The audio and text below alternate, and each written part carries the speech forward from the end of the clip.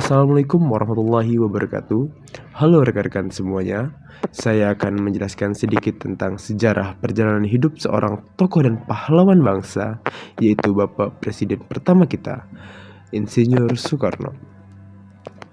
Yang pertama yaitu awal hidup dan aktivisme politik.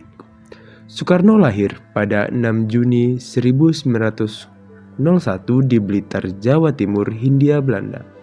Ia berasal dari keluarga bangsawan Jawa dan memiliki semangat nasionalisme yang kuat. Setelah menamatkan studinya di Bandung dan di Techniek Hogeschool te Delft, Belanda, ia terjun ke dunia politik dengan bergabung dalam Perhimpunan Indonesia. Kemudian, sebagai proklamator kemerdekaan. Pada 17 Agustus 1945, Soekarno dan Mohatta memproklamasikan kemerdekaan Indonesia di Jakarta. Proklamasi ini merupakan markah besar dalam sejarah negara baru tersebut.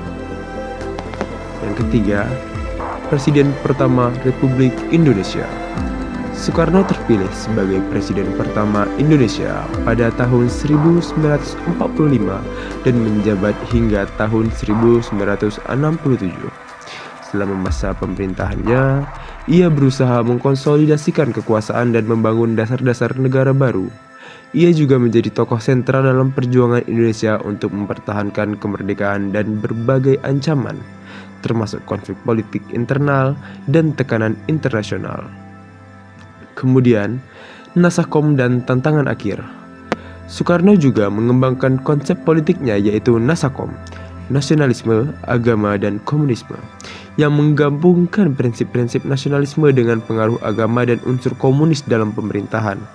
Namun, gagasan ini tidak terlalu bagus dan tidak selalu diterima oleh semua pihak, dan Indonesia menghadapi berbagai tantangan politik dan ekonomi selama masa pemerintahannya.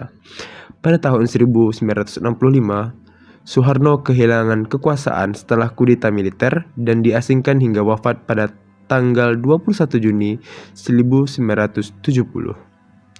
Presiden Soekarno dikenang sebagai proklamator kemerdekaan Indonesia dan presiden pertama yang memiliki peran penting dalam membentuk dasar-dasar negara. Ia tetap menjadi figur yang sangat dihormati dalam sejarah